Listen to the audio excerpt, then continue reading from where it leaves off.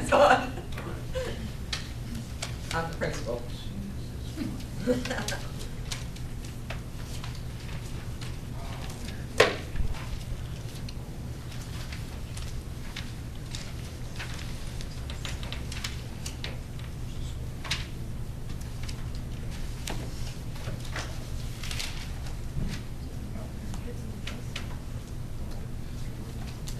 So let's just assume for purposes of this first exercise, the red ribbons case, that, who's playing the English teacher? Patricia, right?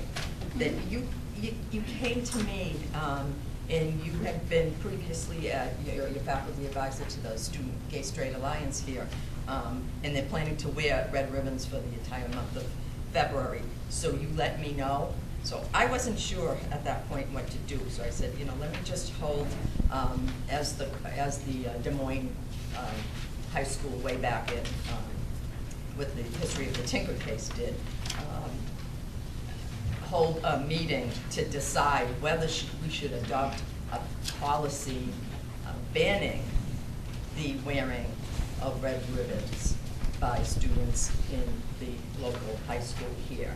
So I've asked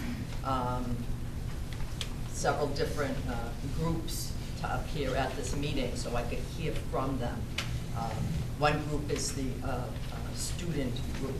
So we have a student council member that is pro the wearing of the ribbons, and that's Lester. And he is also a member of the GSA, the student group here. Okay. Joe is another student who is also on the student council. So is Lester as well. You're both student reps. And so you represent the part of the student body that is against the wearing of the red ribbons. Also, I asked some parent groups to come, and those are represented by Cassandra, who is, I can't see that far. Oh. Four. Mm-hmm. Yeah, I do see the ribbon. For the wearing the ribbon, and Dej represents parent groups that are against.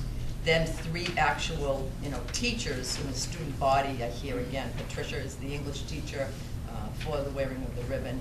Jeremiah is a history teacher, and you're against. And now John is a teacher civics. He's undecided, so you can engage in whatever discussion you want. And in the end, if you make a decision, you let us know as well. Okay.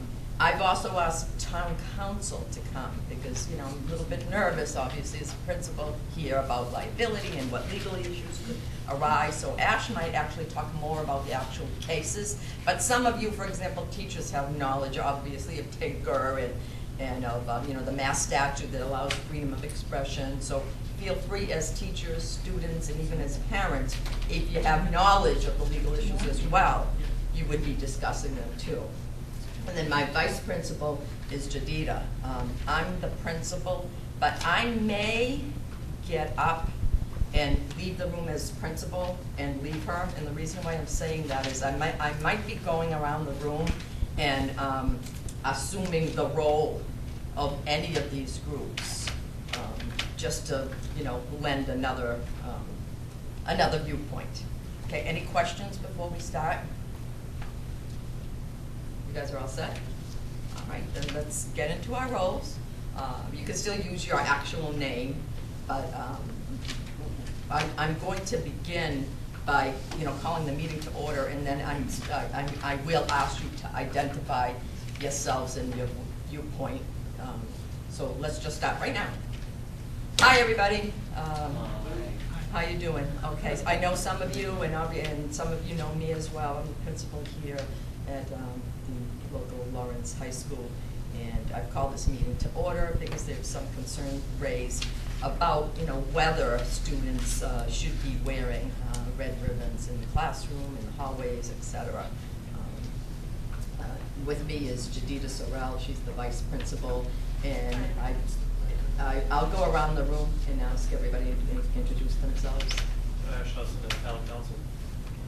Joe Kelly, I'm a student rep against the red ribbon proposal.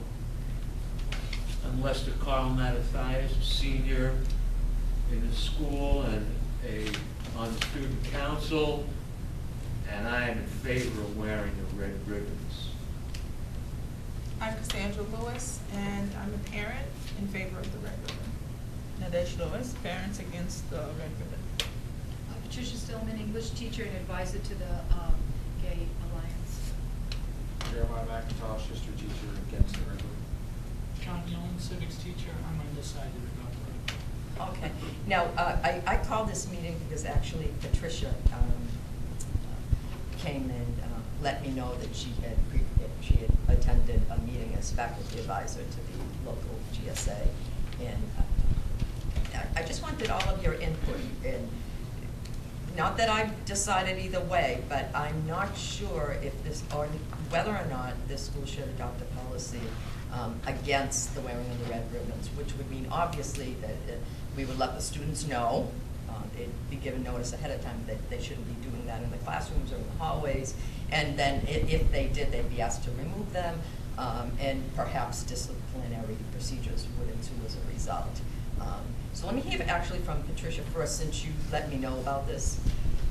Well, ribbons have tended to signify and symbolize things in our society, such as the pink ribbon for breast cancer, et cetera. So we're just trying to, when students want to make a statement, red is one color that they hadn't, it hasn't been used for something specific, so they thought that that would be a good idea. Unless the ribbons cause some type of disturbance in the school itself, there seems to be no reason why they can't benignly just wear the ribbon as a statement that they're supporting that particular group. Let me ask Lester, who's the student rep as well as a member of GSA, what does the wearing of the red ribbon signify? It signifies that we are intellectually and spiritually and emotionally in support of World AIDS Day and of people who are struggling with this disease, regardless of how they got it. And we are not going to disrupt classes. We're not holding a teach-in. We're not passing out literature. We do have literature. Yes, and from the materials I've been given, it appears that, at least historically, the red ribbon symbol actually came out of the gay community. So I wonder what you... Yes, but we are not advocating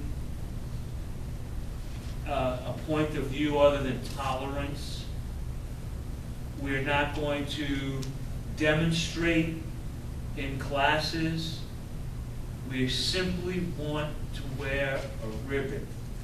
And we believe that if we're not disruptive or advocate anything disruptive, that we have a right to wear a ribbon. And this is not the first time. This goes back to the Gulf War.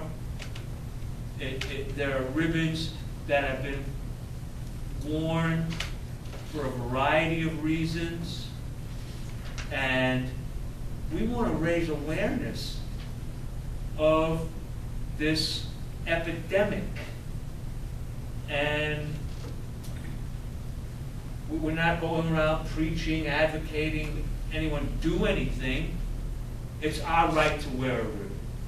Ash, as counsel for the town, what's the legal standard? Well, I did find a case on point with Tinker v. Des Moines, where there was children who wanted to wear on their sleeve a band of black cloth, not more than 2 inches wide, and wearing it exhibited their disapproval of the Vietnam hostilities and their advocacy for a truce between both nations, pretty much to convince others to adopt that opinion. Just as long as that ribbon doesn't materially and substantially disrupt the work and discipline of the school, it would be allowed. The only issue that I see is where threats or acts of violence would occur because of, there is a strong conservative community that is against, gay rights. So my fear is students in this community, as well as teachers, might involve in threats of violence. So. Or at the very least, least, as you said before, there could be disruption and disorder in the classrooms as well. Let me ask any of the teachers your thoughts on that, and whether you anticipate that students wearing ribbons in your classroom would cause any kind of disorder, would interfere with your lesson plans. I'd like to hear from all of you, Jeremiah. I think it potentially could interfere, and that's why I'm against it. You know, as a teacher, I have respect for the law, so if the law says it's allowed, then it's allowed, but the choice is up to the school and ultimately the principal and the school board. My 2 cents is that keep it out just because kids already have too many distractions nowadays. We don't need to add one more distraction. It's hard enough trying to keep their attention for 6.5 hours a day to try to get this stuff into them. Have you seen anything specifically, and I know they're not wearing the red ribbons yet, but specifically in your classrooms that would indicate that were just, 1 or 2 children out of 40 to come in and wearing the red ribbons that would actually cause disruption or disorder? I think it could, just because there's so much controversy, I guess, or misconceptions or whatever around what the red ribbon could mean, that it would, some students spark curiosity and then be more focused on that than the lessons. Other students, it could have an emotional response and, take it off. And it's, like I said, I think it would just evolve into just nothing but a distraction. It would not convey the message that the students were trying to convey. John, I know you teach civics, and we heard from Ash's legal counsel that what the legal standard is. What do you think? Well, I'm in support of the armbands, but I'm in support of the movement to have these, but I don't think I'm not sure if it's proper for the school, because it makes students. Well, do you think would be in any, if the school were to adopt this policy, would we be in violation of the law? The Tinker case, for example, or any other authority that you can think of? I think we would be in violation of. I think it substantially and materially interferes in the sense that all these students, their parents have different political views. So what I see in my classroom is, if somebody comes in with a political T-shirt, that sparks curiosity, that sparks a comment from somebody else, and then somebody has to, there can be a bullying situation, or there can be somebody who feels the need. It leads to problems, and it's really a time when a lot of my students are dramatic, and the one thing we can agree on is that we know the parents want the best educational opportunities for their children. And I think this kind of distracts from. Are the ribbons pure speech, like the court in Tinkers says? And if so, can the administration, censor the wearing of them, prohibit the wearing of them? Ash, what do you? I would say. He may be able to answer in the that. Tinker case, the school system simply just wanted to avoid a Vietnam controversy. Right. There was no indication that their armbands would disrupt the classroom. So, and the Supreme Court ruled that that wasn't enough, that you're just trying to avoid a controversy. You need a little bit more than that. So, in this scenario, I think the armbands, the ribbons, should be allowed as pure speech. Now, here's my question to you, though, Ash, as counsel of the school, and I know you're always trying to protect us as well from possible lawsuits. Couldn't we have a situation, as in Tinker, where we have a group of petitioners that end up, filing a civil rights action against the school? Yeah, that's possible too. And as you said earlier, it looks like the only possible way, best argument that we have is that, we understand that students don't share their constitutional rights at the schoolhouse door like the court says at Tinker, but at the same time, the school has certain responsibilities to all of the student body as well. That's why I'm asking about, do we have specific instances? Maybe I can hear from student Joe Kelly, who is against the wearing of it, and obviously you've been a student at the school for a while. do you anticipate, is your reason against the wearing of the armbands, I'm sorry, of the ribbons, because you think there'll be all kinds of craziness going on in the school? What's your reason for it, Joe? Well, thank you. First and foremost, it's our consensus that it is going to cause disruption. It's clearly symbolic speech. And first and foremost, we have no issue with, the symbol of the ribbon with respect to age. We certainly, feel as though it's a worthy cause. The question isn't whether it's a worthy cause. The question is whether it should be allowed in the school. And, for example, we've heard that the football team plans to do a protest against the wearing of these ribbons. And I know that this is going to be something that's going to cause controversy within the school. And I just think that, if you allow the wearing of the ribbon, I mean, in this case, it's a red ribbon, where do you stop? I mean, is it the next time there's going to be another thing that they want to wear a colored hat or request to wear this specific shirt? And I just think that you put disruption in the school. It's a place of learning, and it should have a limitation. Let me hear from the parental advocates here. I disagree with Joe. To say that it would go as far as a hat or a t-shirt, well, first of all, we already know that. Do you have a student in the school here, Ms. Lewis? I'm sorry? You have a yes. child in the school system here? I do, and I think. Is your child going to wear the ribbon? Yes. If allowed? Yes, because she feels as if this is education as well. Wearing a ribbon, because of course we know that sitting in a classroom is not the only education that you can receive. Education, it's letting people know what it stands for, and to bring this sense of awareness, like this is the issue at hand, these are the people suffering from it. Let's spread the word, let's spread how to, either be responsible and be safe, or whatever the case may be. And I disagree with Joe, because to say that it would go as far as wearing a hat, we already know in school systems you cannot wear a hat in school. But as simple as a ribbon, I don't see what damage or what hurt it could do in the classrooms just from wearing something on your clothing.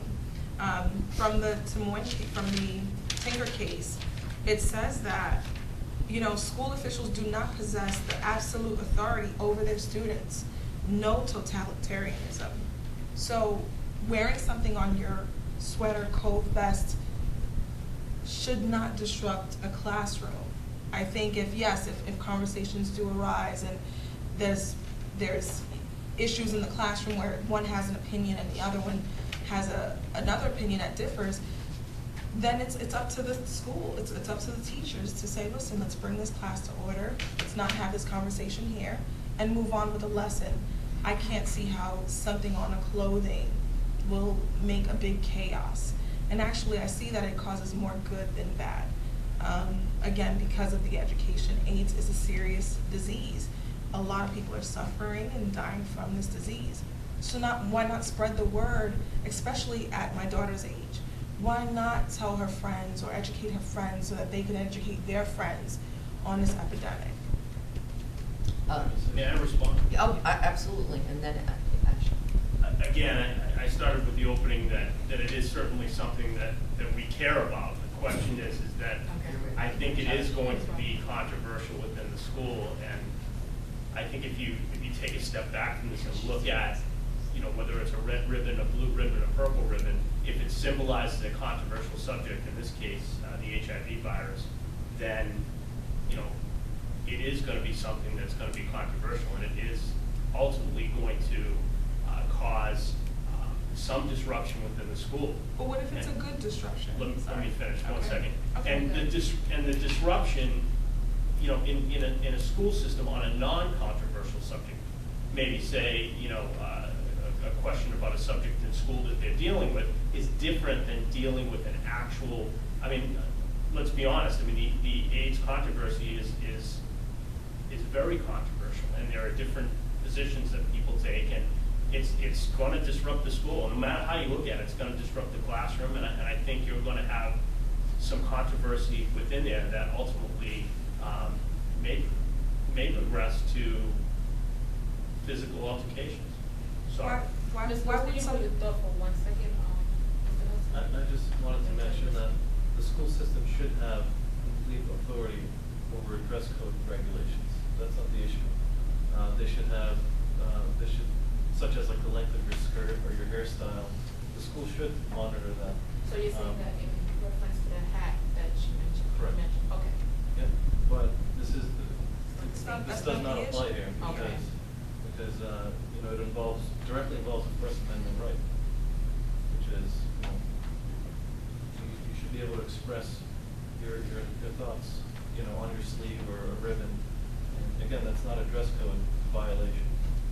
Yeah, it's just a personal opinion. It's not that any student is forcing it upon anyone else. But let's just say someone wants to ask, oh, well, what does that red ribbon signify? What if it's a good reaction that students will get from wearing it? What if they want to know, well, where does that come from? Because I remember in school, and really this is like a real personal, I remember in school, people would come to the schools and have these like open forums and in the auditoriums and have like, listen, this happened to me, be responsible, be careful, or even if you know someone or your friends or what have you, it affects everyone, you know, whether it's a friend or a family member. So what if it just brings an attention that we want? Maybe it's not a negative attention, but maybe it's a good one, because then maybe students will have questions like, well, how do you contract AIDS? Where does it come from? How did it start? Where did, you know what I mean? What if it's a positive reaction than a negative one? Give me 1 second. Give me 1 second, Stephen. I have a question for the teachers. I'm gonna get right back to you. But my question, I see the point that, Mrs. Lewis, your name is? I see the point that Mrs. Lewis is trying to make. But my question is, whenever students decide that they wanna come up with, you know, some kind of manifestation, like wearing the red ribbon, and it's something that other students are against, or it might cause some sort of disruption, do we stop it because of the disruption? Do we take away their First Amendment right because of some sort of disruption it might cause? Because anything could cause a disruption. But disruptions aren't good for the school, and they take away from studies. And so I think we have to be serious about the problem and just understand that we're making this sort of a forum or a discussion time, and that this time does take away from the time for instruction. When the kids are talking about the stuff that they're learning. So based on your response, you're saying And that's that- something that not all parents are gonna agree that time spent talking about AIDS for their adolescent age children is gonna be time well spent. But again, I don't think the You teachers know. are gonna be talking about AIDS. For example, the students who decide to wear it, let's say they're at lunch, a friend asks, oh, why are you wearing that? They can explain. So based on your response, are you saying that it's safe to say whatever, you know, again, manifestations, if these students decide that they wanna come up with, we should automatically shut it down in order to prevent any kind of disruption? Did you No, wanna- that's not what I'm saying. What I'm saying is that it takes away from it. So the school has to make a decision, because there's a lot of pressure on teachers there's a lot of pressure in the public school system, and these kids, they wanna act out, they wanna do something different, and it's difficult, and we have to I'll appreciate get right it. back to you. She- My name is Porter. I'm actually a student in John Muellen's civics class. Okay. And I'm a member of the student council body here. And, I have a lot of gay friends. In fact, I also belong to the Gay Straight Alliance group here. Okay. And, one in particular has said to me that, gee, I don't know if we, I would like to adopt the policy of wearing the red ribbons, but I'm afraid the name calling that I'm going to get in class. And frankly, I have aspirations of becoming an attorney one day, and I want to go to your class to concentrate on civics. And I understand what the parent here, Ms. Lewis, was saying about the whole marketplace of ideas and so forth, but there's a time and place for that, I feel. So again, I'm kind of undecided, but I'm leaning maybe against at this point, just because of what can happen in the classrooms. And I wonder if, maybe the attorney here can shed light on, can the school system really adopt this policy just for fear of there being disruption, in anticipation, and I'm not sure whether that satisfies Tinker or not. Well, the Supreme Court held that it was reasonable why the district court came to their conclusion, but they were still wrong. They feared disturbance in the school systems, but again, fear is not enough to overcome the right of freedom of expression. And that's what the Constitution is willing to take that risk, is to protect those rights. And to go further with your question, I myself did some research on Tinker. There was a quote there that said in order to justify prohibition of a particular expression or opinion, it must be able to show that its action was caused by something more than a mere desire to avoid the discomfort and unpleasantness that always accompanies an unpopular viewpoint. So, I'm not a lawyer, he is, but I think what this is telling us is that just because it's not the popular view, like whereas 10 students might be doing it and the rest of the 1,500 students aren't, we should not stop those 10 students because we fear that there might be, some kind of disruption. But I think Mrs. Stillerman was next, and then the parent, I think you're against the red ribbon? You're after her. In light of the concern of any type of disturbances or safety factors, perhaps we could consider, so we don't obviate the right of free speech, that we can limit when the students can wear these, either first period, during lunch, after school, at a last period, at a given period of time, if we have to do that, so they can still exert their right, but not compromise the school for the entire day, and perhaps something like civics class, or if everybody has a given time for history or civics, or whatever time period it is that makes sense for them to be able to share their feelings. Really, I'm sorry, not to skip you, but I just want to let legal counsel. I just want to mention one more thing that I'm pulling from the dissent from Justice Black. The crucial remaining question is whether students and teachers may use the schools at their whim as a platform for the exercise of free speech. So that's something we have to be careful of, that we're not allowing students and teachers. Go ahead, Joe.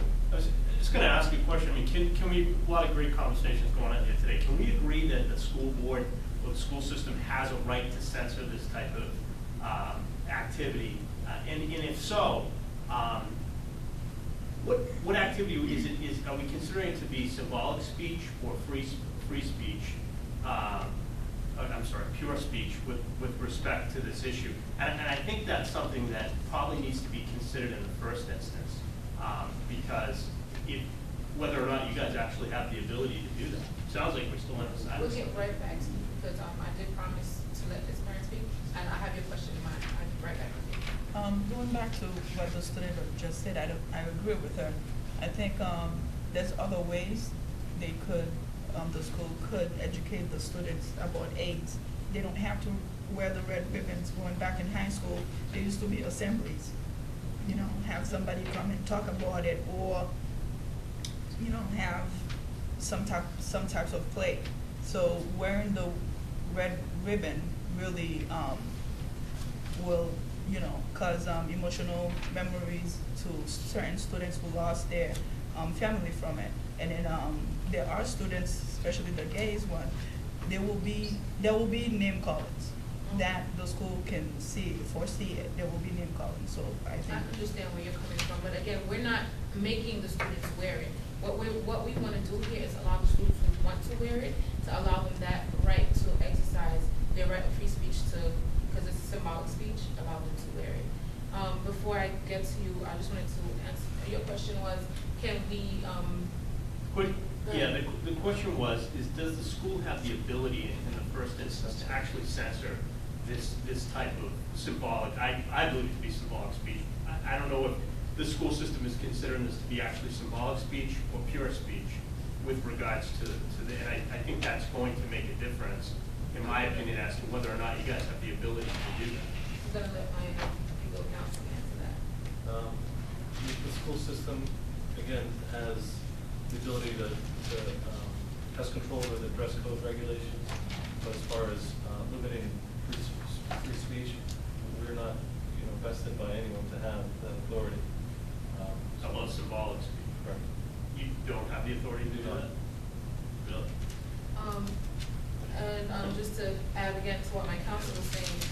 in Hazelwood, it said that educators have authority over school-sponsored publications or speech. This is not school-sponsored publication. These are students who want to come in, who want to wear this red ribbon in support of AIDS or whatever it may be. The school is not sponsoring what they're doing. We're just allowing them to exercise their right. So we cannot censor their right. Sorry, am I to understand your position that you're saying that you're not sponsoring the activity, but you're allowing the activity? Yes. Or you may allow the activity? Yes, we're allowing it, but we're not sponsoring it. It's not our ideal as a school. It's not something we're standing behind saying, okay, this school says X, Y, Z. But students who believe in X, Y, Z can come in and express their belief for that. Ms. Lewis, you wanted to add something? I have a question for Professor. Okay, John. I have a question. From what I'm hearing so far, I really do believe that the teachers, like yourself, and the administrators, you guys are scared of the outbursts. So I'm wondering, are you guys prepared for instances like that? Because that's what it sounds like. It's, okay, well, what if this gets crazy? It's like, do you know how you would handle a situation like that? Because guess what? I mean, it doesn't matter what someone's wearing on their clothing. Bullying, there's so many other issues that's, I mean, very prevalent to our kids today. So are you guys prepared for something like this? Because it seems as if you guys are scared of the outbursts more or Well, less. they happen every day. Right, so Kids, they end up in court, they assault their teachers. right. I've had students try to run at me in class, so I mean, it's something that we're always dealing with. Okay, because it sounds like that's the underlying, like, okay, we don't want it because we just don't want the outburst. I mean, I heard from the student, and that is a good point. Yeah, I wouldn't want to be targeted. I wouldn't want my kid to be targeted. So, of course, for those students who feel that, okay, you know what, maybe it's not a good thing, maybe I shouldn't wear it because I either haven't come to terms with my affiliation or orientation, but for those who are, I can understand that point and that argument, but as far as the school, I really don't understand why the chaos is your main concern. You know what I mean? Because if you are, Well, it has to be, I believe, my main concern is not to censor the message, absolutely. And I just want to make that clear. But it does have to be, I think, very controlled. Just because of the nature of high schoolers and because, you know, in my experience, we talk about a lot of times that the student is going to have these awakenings and they're going to ask somebody and they're going to find out the meaning of AIDS and stuff. But a lot of times from my experience, the students, they come with the beliefs of their past, oftentimes the beliefs of their parents, and which can be very conflicted between them, you know. So I do think that it's a worthy cause, but I think we have to be very careful. And I would make a recommendation maybe that they can wear them in the halls, but not to wear them during the class, so that there's some understanding that the students have that school is still going on, they're still in school, and it doesn't suddenly turn into this other alternate reality. well, why don't we allow them to wear it? And hey, if something arises, just shut it down. Just say, listen, this is not the time or the place. Let's get back to history class. Let's get back to math class.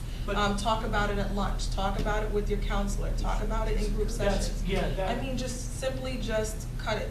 That's the problem that we have, because when these incidents happen, the people have to be disciplined. It can never just be cut off, and so if somebody makes homophobic comment to somebody, that has to be dealt with, and it's kind of you know, what message would that send to the students? We punish the person who made the comment, but then suddenly we stop them from wearing their ribbons. Before I let you guys go, council did have some input, and then I saw Ms. Lewis and New teacher. I'm going to direct this towards the parent and Lester too. You can give me some of his input. But in the Tinker case, some students were allowed to wear a Nazi symbol, which clearly generates controversy. But the armband was allowed. I'm sorry, the armband was not allowed.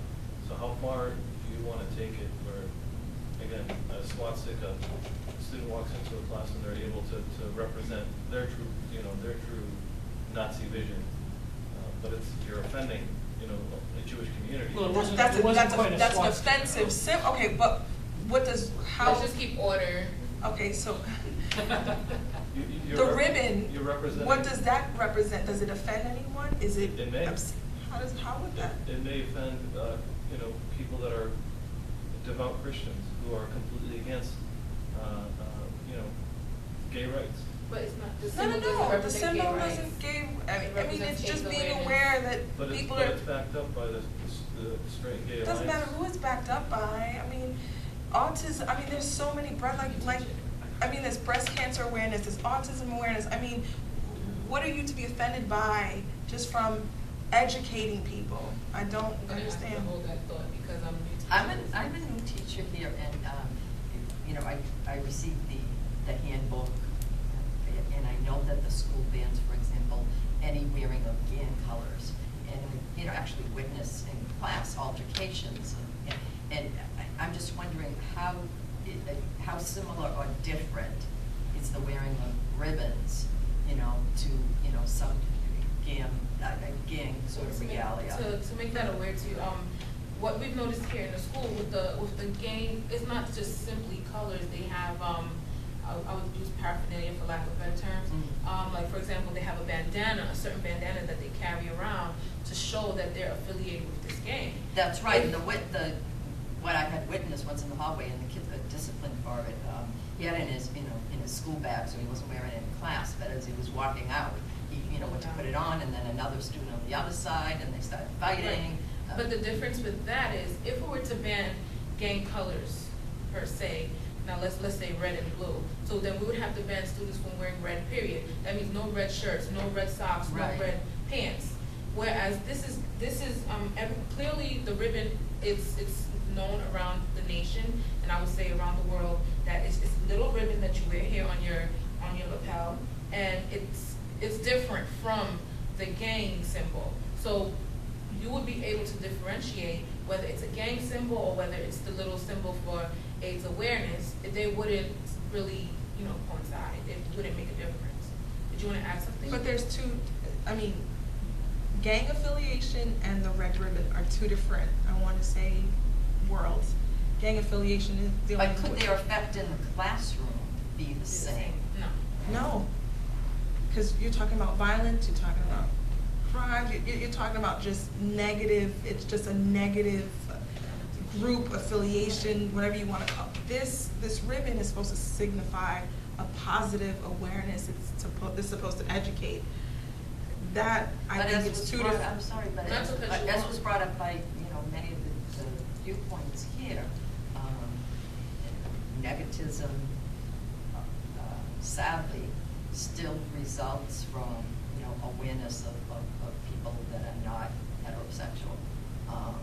And that, again, that's what I'm concerned about in my classroom. And I get your concern, and the reason why I made it a point to show the difference between the two symbols. If a student walks in with the, let's say a red flag that represents a certain gang, students of that gang are automatically gonna be, on alert, and there's gonna be some sort of automatic disruption. Whereas with this, symbol of awareness, it might not give the same reaction to certain students. Most students will probably wonder what it is. Those who are opposed to it, yeah, they'll probably have the little, snide comments here and there, but it won't be as, it won't have the same effect as someone walking in with a gang symbol. I did see this parent, and then you right after. Yeah, I had a question for Professor John. You are against it, right? Is it? What's that? You are against wearing the red ribbon?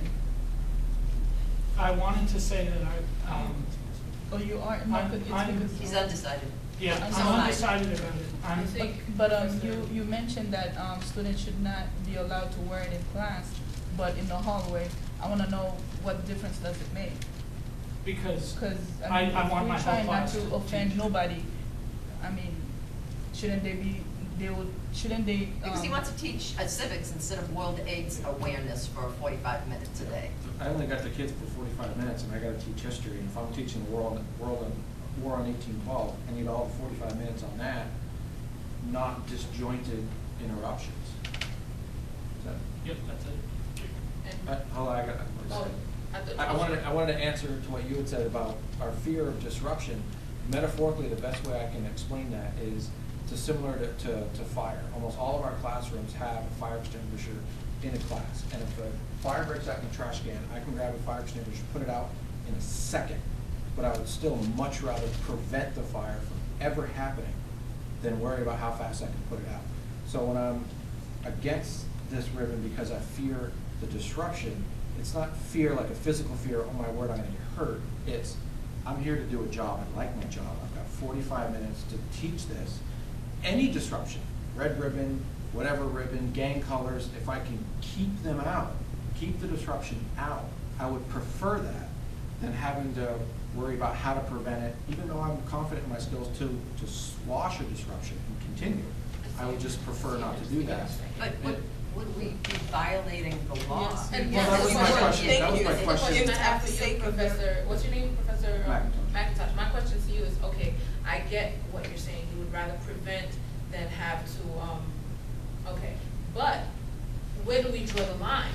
Because now we have these students who will say that their rights are being infringed upon. That was gonna be my question to legal. I thought in history, there was Frazier and Frederick. I thought there had been some Supreme Court cases after Tinker that had kind of talked about some, and I thought one of Frazier, I thought the Supreme Court had said a school need not tolerate student speech that is inconsistent with its basic educational mission, even though the government could not censor similar speech outside the school. Now, looking at that, I gotta agree with my colleague John in the sense of doing it in the hall. It's more like, you know, in the hall, outside school, gang, I totally agree on the gang thing, but something like this, I care less about that type of awareness in a hall because I'm not trying to teach them in the hall. I'm not trying to teach them outside of school. But I agree with the Supreme Court when they say inconsistent with basic educational mission. And I think one of the problems I have with the red ribbons is there's just so much controversy over what they actually stand for. I'm not against education, but I don't think our school board has come up with, here's what that stands for in our school. And then I would be fine with that. I think it's the inconsistency. One 14-year-old looks at it, thinks it means something. A 15-year-old looks at it, thinks it means something different. And that's where the miseducation of what it might stand for, does stand for, will stand for, occurs. And that's why I just think we should just avoid it. Give me 1 second. I just want to make sure I understand where you're coming from. So you're agreeing with the dissent in Tinker that says it's a myth that freedom of speech can be exercised anywhere at any time. So No, you I just thought I just read something and I think it was in Frazier. okay.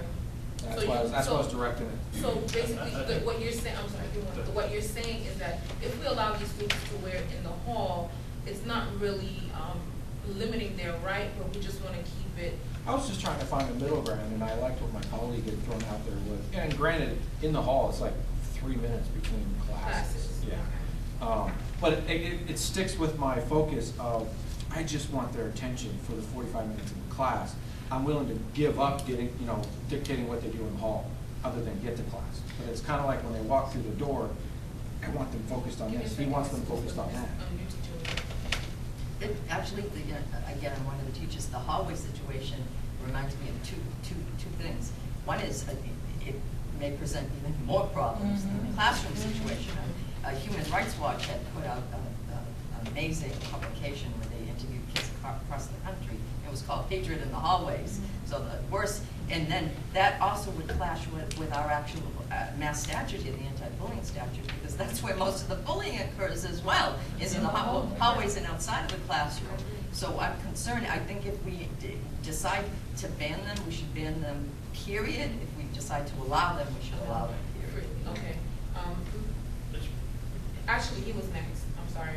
I just want to point out that the school system has addressed this issue before. With respect to the new teacher had pointed out that gang symbols and associated clothing and colors that they wear clearly is symbolic speech. And the school has addressed those issues before. In fact, there's policies against wearing those colors, et cetera, within the school.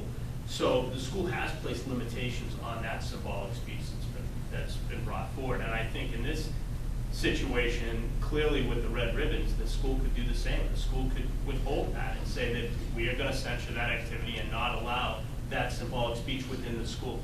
Well, I just want you to understand the difference between the games and this symbolic speech. The games, they represent violence, they harm other students. We don't condone violence in the school at all. Whereas the awareness symbol, it's someone exercising their right to free speech. It's not something that's gonna harm the next person, whereas if I'm wearing this, I'm promoting violence, or I'm promoting bullying, or what have you. It's just an awareness for a cause, a nonviolent cause, where students are just expressing their support of that cause. It's not, I don't think we can hold that on the same balance as the gang issue. You take the position that everybody is for this cause, and clearly that's not the case. No, I don't say everybody's for the cause. I'm just saying the people who do wear the ribbon are for the cause. No, I understand, but you can't say that it wouldn't cause violence. You can't say that there wouldn't be situations. No, I'm not saying it wouldn't cause violence. I'm saying the cause does not promote violence, whereas the gangs promote violence. Not all gangs, depends upon the situation.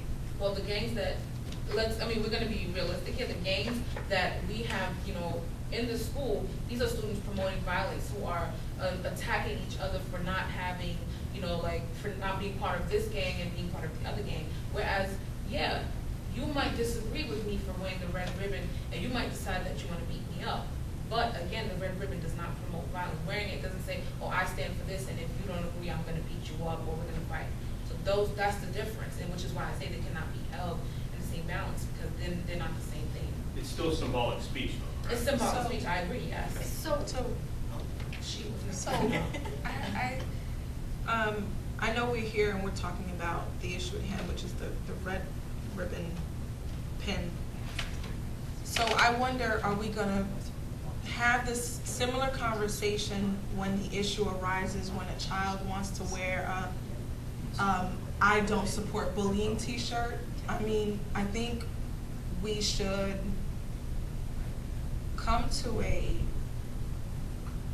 I personally think that it should be allowed again, because I think we're just going to continue having this sort of conversation, this sort of discussion or argument, because it's going to be never ending, especially with bullying on the rise. If my daughter wants to wear a no bullying t-shirt, is that the same because it's going to cause disruption, or it's going to cause some sort of disagreement and chaos in the classroom? Either way, I still feel that this is a First Amendment issue, and students have a right to express how they feel. I agree with my daughter who wants to wear a no bullying t-shirt. I don't see anything wrong with it, but then if we have a problem with just a little pin on a lapel, then we're gonna have the same issue with no bullying t-shirts. We're gonna have no racism t-shirts. I'm pro, the GBLT community t-shirts. It's going to be this ongoing discussion, and I think this pin is just the start of it. Did you want to add something? Yeah, I was just going to say that students come to a school not to teach anyone, but to learn. They're students, and the teachers have that curriculum that they need to, again, you have that 45 minutes to get your word across. So now, at this point, I think that I'm going back and forth, but again, students, they come to a classroom, and they're not the teachers, so they shouldn't really dictate what. But by wearing a shirt or by wearing a pin is not saying, it's just speech. It's just expressing how you feel. It's not teaching anyone. It's just. I'm one of the undecided students, and so how does most people, Frederick, Bondage of Jesus, and marijuana use is peaceful, yet the Supreme Court said, the school can stop that. So how is this different or the same? I'm not sure. Did you want to say something before? Okay. In Morris v. Frederick. Well, why don't you let any of did the, you guys want to- I'm sure some people have views on that. Well, it kind of goes along with what you were saying about the t-shirts stop bullying. It kind of goes back to what I I thought I remember reading in Fraser, and Frederick talked about it too, where, again, a school need not tolerate free speech as inconsistent with its basic educational mission. So if a student wears a t-shirt that says, I'm against bullying, another way to look at that shirt is it's no different than saying, I'm in favor of school policy, because the school policy is no bullying. So to me, that's where the line is drawn, is wearing a shirt that coincides with school policy is completely different than wearing anything, gang attire, red ribbons, anything that is not a part of the basic educational mission, which maybe it should be, maybe, and that's another debate, maybe the red ribbon should be part of the school's mission, educational mission. But to me, until something is part of the school's educational mission, it has the potential of being a distraction.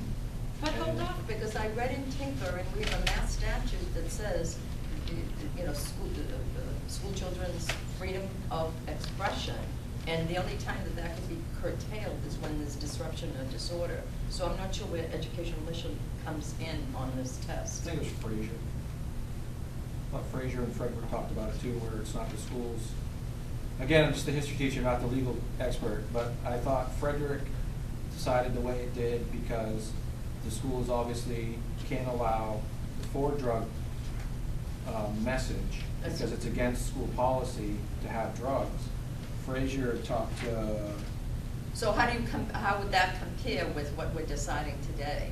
Is the red ribbon more like Tinker, or more like Frederick, more like Pico? It's closer to Fraser.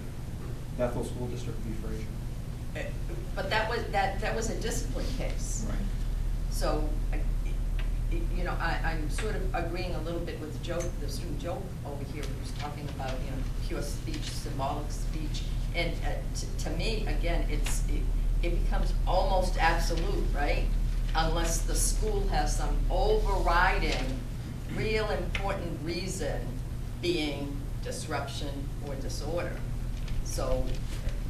I would say it's closer to Tinker. Yes, it's symbolic speech, but if we're looking at whether it's closer to Tinker or closer to Frederick, again, this his message was promoting something illegal. That's right. That's what. Right, and here, I think it's closer to Tinker, where it's just somebody expressing their view on something or supporting a cause. But as a student here, I'm worried that, you know, when I was reading the Pico case, it talked about this group of parents, that got the janitor to unlock the school library and went through all the books that the students were going to read and took out books like Eldridge Cleaver's Soul and Ice, Kurt Vonnegut's book, etc., and said, you can't read these. That was ridiculous. So I wonder I'm sorry, you know, and I respect you, Vice Principal, but is this meeting ridiculous? No, no, because again, you're making my speech. I don't think this meeting is ridiculous. I think it's important for everyone to be able to, again, express their views in a peaceful manner, and we're trying to get to, I wouldn't say a judgment, but we're trying to get to the bottom of this to see, like, what are the pros and the cons of letting the students wear this red ribbon. Does it infringe on their rights if we tell them they can't wear it? Or will it cause disruption if we tell them whether they can wear it? And we value everyone's opinion in making the decision because we don't want anyone to feel as if we're, you know, overreaching. So let's give everybody, Yeah. oh, go I ahead. just wanted to say, I think that when you look at the Bong Hits for Jesus case and you look at Pico, you really have the two extremes of the situation between too much censorship and too much derailing of the educational process by students. And I think what we have to be aware of is that the students are engaging in like adult types of political communication. And so they're going to try to reach for things that are the most effective ways of doing it. They're going to try to unfurl a banner when everybody's gathered in the auditorium. And we have to try to nip that in the bud a little bit. So we have to look at how much do people pass out literature? How do we control this event, I think, if we're gonna decide to allow it. We've come to the end of our meeting, but before we officially close, we're gonna go around and just give everyone 1 minute to just get to the crux of your case. So we'll start with counsel. Wanna give me a minute? You wanna go last? Actually, you might Sure. want to have council be We'll have last. you last, so we'll start from that side, sorry. I feel it's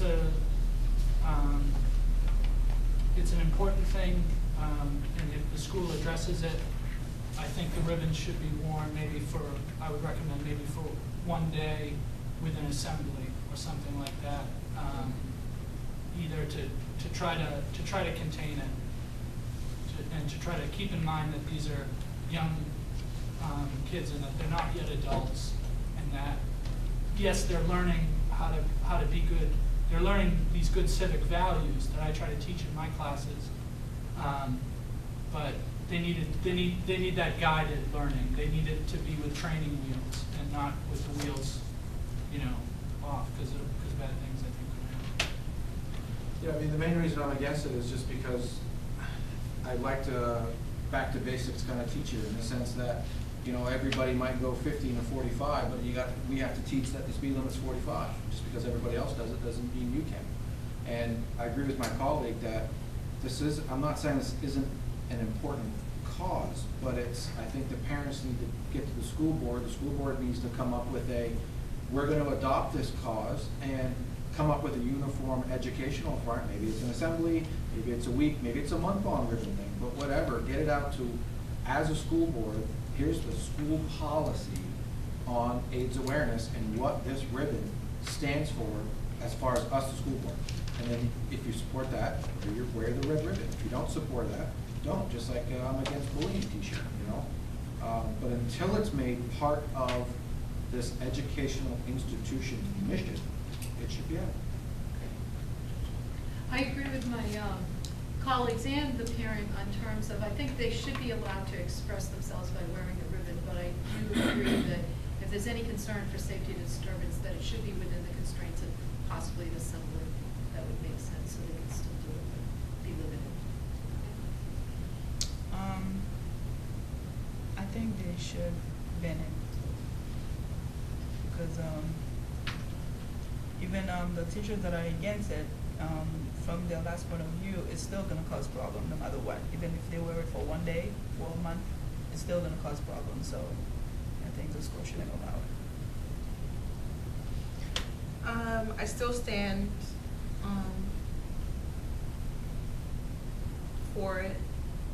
I think every student should be allowed to wear it at will, as they please.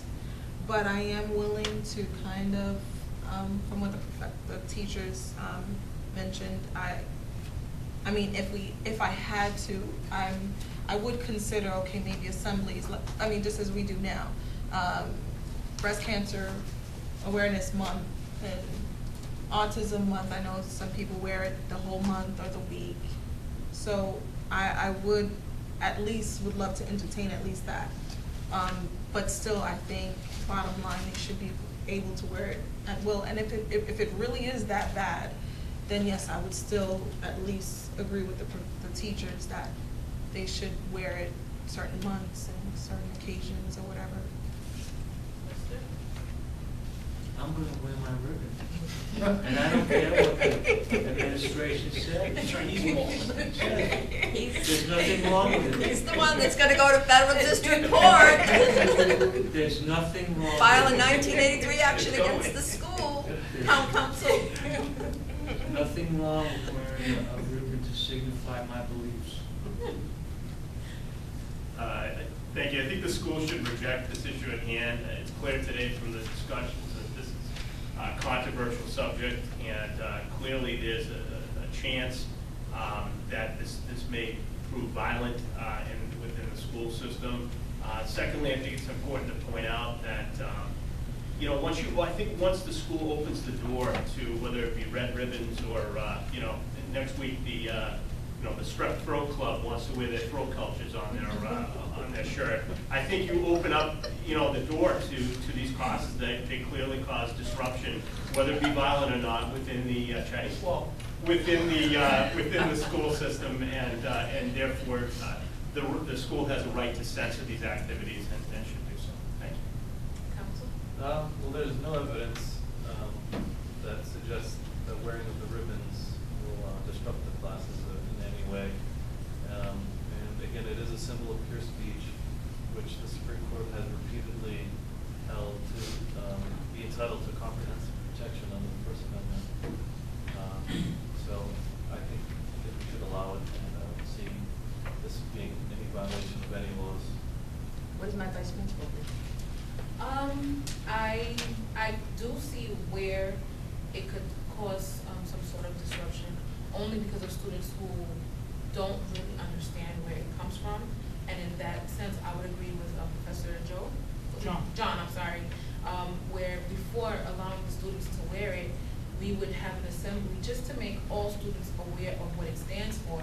That way, it's not like I'm coming in and someone who doesn't know what it means, it causes some kind of rift, and everyone knows what it is. Now, at this point, students who choose to wear it can, and students who decide not to wear it, they're fine. So I agree with you. Well, as the principal here, I think that no action is probably the best action that we should take now.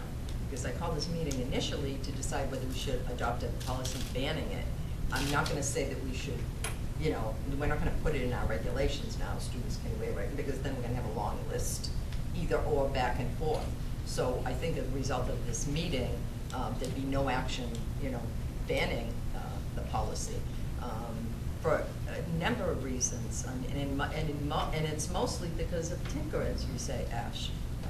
Because, you know, the Supreme Court talked about taking the risk, you know, so teachers, I'm sorry, but you're gonna be taking the risk that there would be disruption, but we can't just ban because there might be a risk. And that's all we've seen here, that there may be disruption or disorder. It's too bad that we have to wait for that real threat to happen before the school can do anything. But that's because, again, as a result of Tinker, most states like Massachusetts have adopted a statute that mirrors that same test. That, you know, the school system can't abridge the freedom of expression rights of the students unless there's disruption or disorder. So that's the hard and fast test with relation, you know, to, as you say, Joe, pure speech, symbolic speech, whatever you want to call it. So I think that's the way we should go. Any last thoughts? I agree. No action is the best action. Because again, we don't have anything in front of us that suggests that we should ban the red ribbon. Yeah, and I agree that because you said may doesn't necessarily mean it will happen. So let's cross that bridge when we get there, I think. That was great. Jeremiah and Patricia went to court yesterday, I believe. Any war stories? It's chaos. Chaos, of course. I mean, the halls anyway. We were lucky enough to get the judge, and we wanted to call him Judge. And they had the wrong name. They had the wrong first. name on, I think. They had Flynn first, which kind of. Yeah, That's Patricia the Flynn, woman. yeah.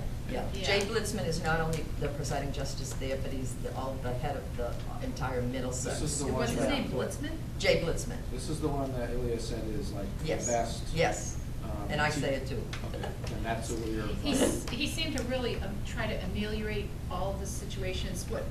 So what was he mostly hearing? Arraignments, quick things? A lot of CMP in the beginning, so tons of children, protection, parents trying to get their kids back. Very quick, those went. That's why I'm saying, a lot of the Monday sessions, especially if you're in Lowell, there's 3 courtrooms. Yeah. When I say 3 because the third is downstairs in a little tiny conference room. There's 3 judges, they don't always sit on the second floor is the first session where you guys were. And that's where the call, you probably didn't see the call of the list because I know you were waiting for Ilya, she was coming around 9:30ish. You waited downstairs in the hallway, correct?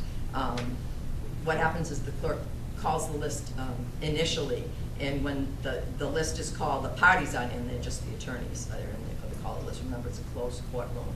That's when the numbers are assigned when the parties check in with probation, they get the numbers, and you're right, they're waiting in just the That's why hallways. it's chaos. It's hallways, yeah. Because Mondays are really busy because the arraignments are coming in, care and protection cases, maybe new care and protection cases, cases that have been continued, motion cases. So the clerk assigns them to either first session, second session, third maybe, if all three judges are available to hear cases. What else? Tell me more. What surprised or bothered me a little bit were the young people that were so highly medicated just to be able to be in that court. And one was so, Big the youngest issue. one, where the judge was Big. very concerned about, 13 years old. yeah, homeless. and yeah, they were homeless and from another state actually, but so highly medicated that he even said, please sit. And the kid was just like a zombie.